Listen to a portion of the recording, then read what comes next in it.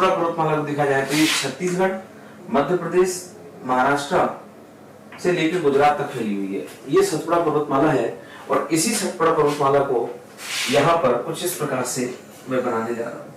ये सतपुड़ा पर्वतमाला है जिसका विस्तार छत्तीसगढ़ से लेकर महाराष्ट्र तक पाया जाता है।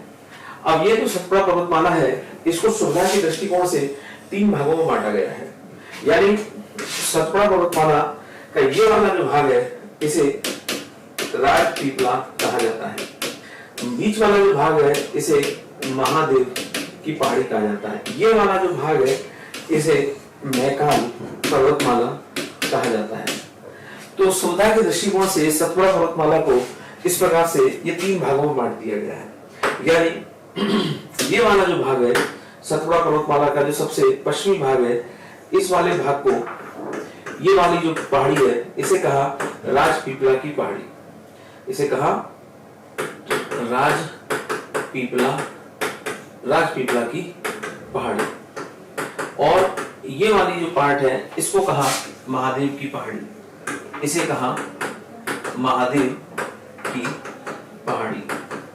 और ये वाला जो पार्ट है जो अर्धचंद्राकार है, ये जो पार्ट है, ये जो अर्धचंद्राकार है इसे कहते हैं मैकाल पर्वतमाला, इसे मैकाल पर्वतमाला के नाम से जानते हैं। तो इस प्रकार से ये सतपुड़ा पर्वतमाला को सुविधा के दृष्टिकोण से ये 3 भागों में बांट देते हैं।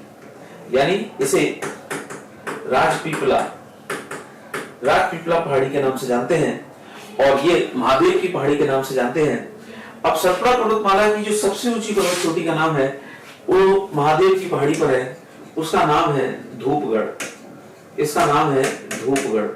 और ये जो धूपगढ़ है इसकी जो ऊंचाई है वो 1350 जो है वो फीट जो है इसकी, मीटर जो है इसकी ऊंचाई है धूपगढ़ की। धूपगढ़ जिस यहाँ पर सतपुड़ा की सबसे ऊंची पर्वत चोटी का नाम धूपगढ़ है और धूपगढ़ जिस तहसील में स्थित है, धूपगढ़ जिस तहसील में स्थित है उसका नाम है पचमढ़ी।